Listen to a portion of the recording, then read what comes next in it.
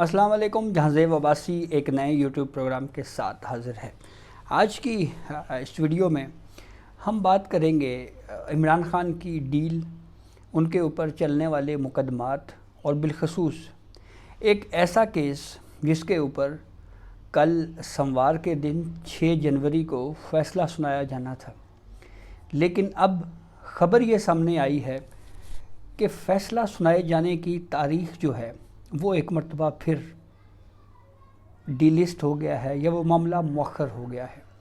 یہ معاملہ ہے کیا؟ اس پہ خاصی اہم ڈیولپمنٹ اس تناظر میں اس کو دیکھا جا رہا ہے کہ پاکستان تحریک انصاف کی مذاکراتی ٹیم اور اس کے علاوہ حکومتی مذاکراتی ٹیم کے درمیان جو اس وقت ڈسکشن چل رہی ہے، کہیں یہ اس مذاکراتی عمل کا حصہ ہے کہ فیصلہ نہ سنایا جائے، یا اگر واقعتاً اس کو اس سے جوڑا جائے تو پھر کیا اس تاثر کو مزید تقویت نہیں مل رہی کہ عدلیہ جو ہے وہ جو تاریخ طے شدہ ہے اس کے اوپر فیصلہ نہ سنایا جانا، کیا یہ تاثر نہیں مل رہا کہ عدلیہ کنٹرول میں ہے؟ یہ وہ اہم سوال ہے جس کے اوپر آگے چل کر مزید ڈسکشن ہو سکتی ہے.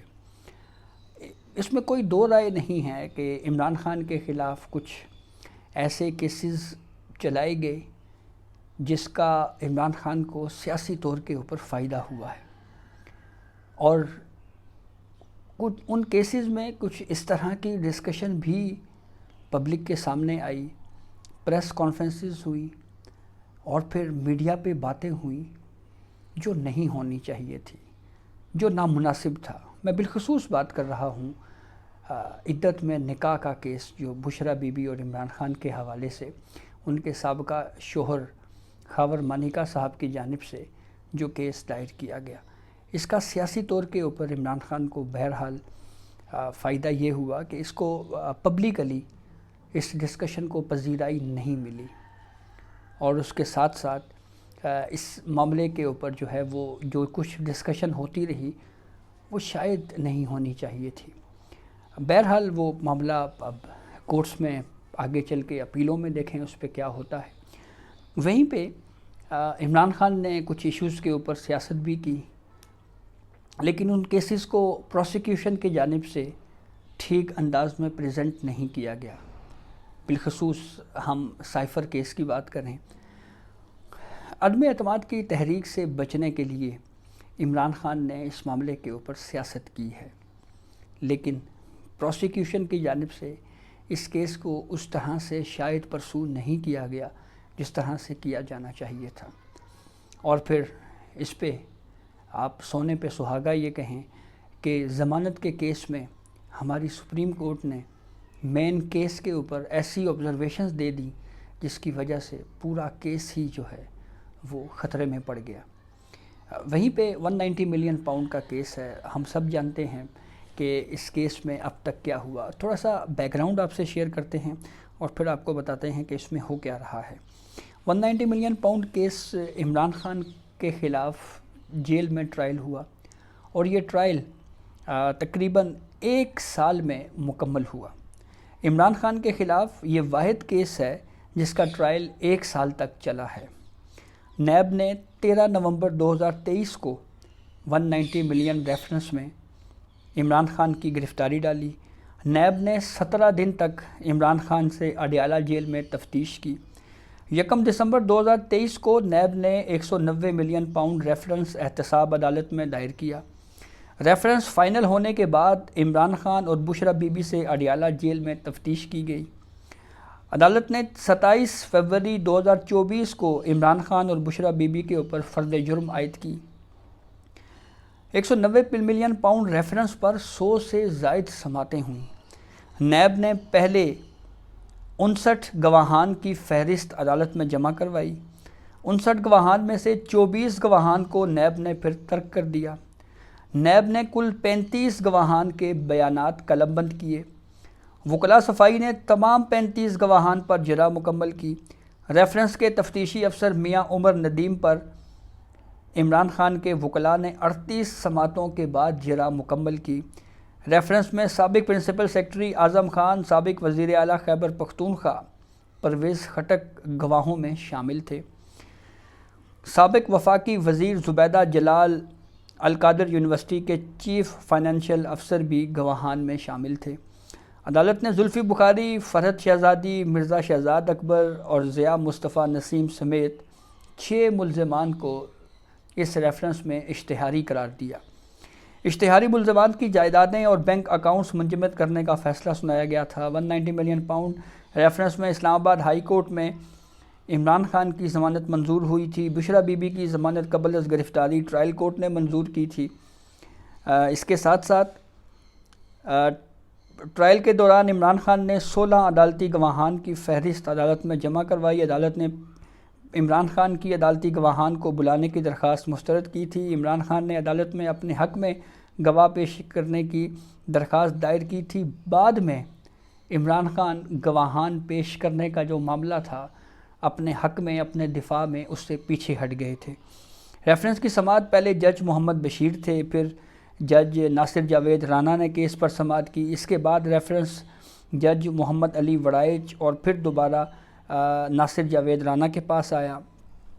عمران خان نے 2 مرتبہ احتساب عدالت کے جج ناصر جاوید رانا پر اعتماد کا اظہار کیا۔ نیب نے 6 رکنی پروسیکیوشن ٹیم نے اس کیس کی پیروی کی۔ پروسیکیوشن ٹیم میں سردار مظفر عباسی، امجد پرویز، سہیل عارف، اس کے علاوہ عرفان بھولا اور چودھری نظر شامل تھے۔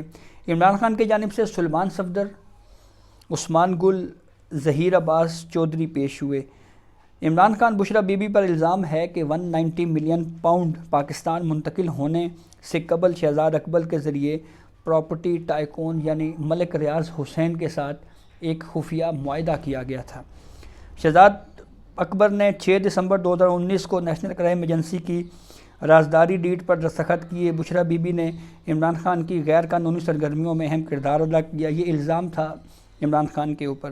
بشریٰ بی بی نے 24 مارچ 2021 کو بطور ٹرسٹی القادر ٹرسٹ کی دستاویزات پر دستخط کر کے عمران خان کی مدد کی، یہ بھی الزام تھا۔ پھر ایک الزام یہ بھی تھا کہ عمران خان نے غیر قانونی اور بے ایمانی کر کے 190 ملین پاؤنڈ کی سہولت کاری کی۔ خفیہ معاہدے کے ذریعے 190 ملین پاؤنڈ حکومت کا اثاثہ قرار دے کر سپریم کورٹ کا اکاؤنٹ استعمال کیا گیا، اور یہ اکاؤنٹ میں جب پیسے آئے تھے تو اس پہ پھر سابق چیف جسٹس قاضی فائز عیسیٰ کی سربراہی میں بینچ نے یہ پیسے دوبارہ حکومتی اکاؤنٹ میں جمع کرانے کی ہدایت کی تھی۔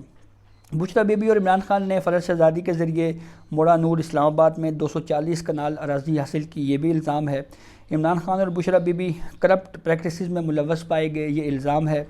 عمران خان نے وزارت عظمیٰ کے عہدے کے دوران یعنی وہ جب وزیر اعظم تھے پراپرٹی ٹائکون یعنی ملک ریاض سے غیر قانونی مالی فوائد حاصل کیے، یہ بھی الزام ہے۔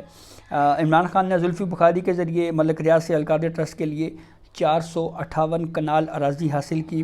اپریل 2019 میں القادر ٹرسٹ کا کوئی وجود جو ہے وہ اس معاملے کے اوپر نہیں تھا۔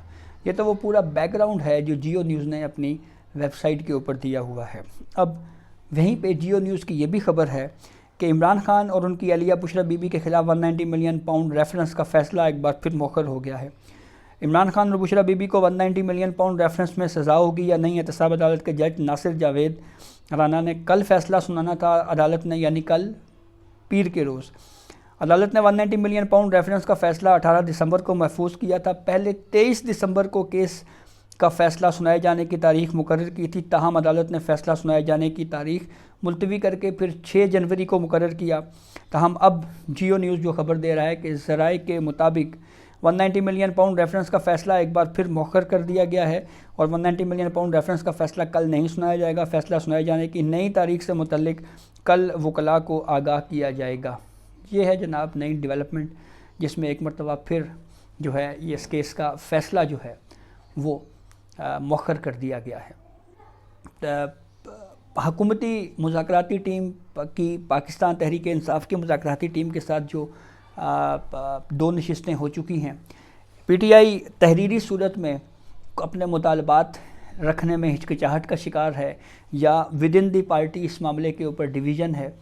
وہیں پہ دوسری جانب اہم بات یہ بھی ہے کہ یہ بھی بات ہوئی جی کہ مستقبل میں کوئی اور مقدمہ نہ بنایا جائے، تو اب یہ سوالات اٹھ رہے ہیں کہ کیا یہ بھی کسی ڈیل کے نتیجے میں سب کچھ ہو رہا ہے، فیصلہ نہیں سنایا جا رہا، اور اگر یہ سب کچھ ہے تو پھر اس کا کیا مطلب ہے کہ کیا یہ کیسز جو ہیں یہ مذاکرات کے ذریعے اگر کوئی چیز فائنل ہو جاتی ہے تو کیا اس کی وجہ سے کیسز جو ہیں وہ ختم ہو جائیں گے؟ کیونکہ وداؤٹ جوڈیشل آرڈرز، کیونکہ قانونی طور کے اوپر اس معاملے کے اوپر بہت سارے ابھی اس کے اوپر سوالات بہرحال موجود ہیں، جیسے یہ کہا جا رہا ہے کہ کارکنوں کی رہائیاں کروائی جائیں جو اس وقت قید ہیں، تو اس پہ بھی یہ بات سامنے آئی تھی کہ ایگزیکٹو آرڈر کے ذریعے جوڈیشل پروسیڈنگ کے بغیر جو ہے وہ کس طرح سے رہائیاں ہو سکتی ہیں۔ تو یہ وہ چند بنیادی سوالات ہیں بہرحال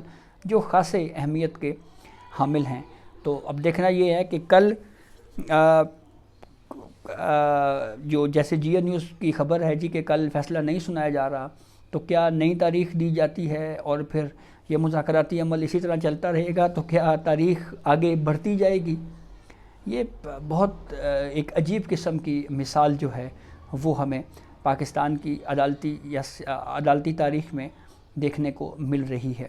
دوسری جانب اس پورے معاملے پہ مذاکرات کا جو پروسیس ہے وہ بھی جاری ہے۔ تو یہ اب تک کی اپڈیٹ تھی جس سے ہم نے آپ کو آگاہ کیا۔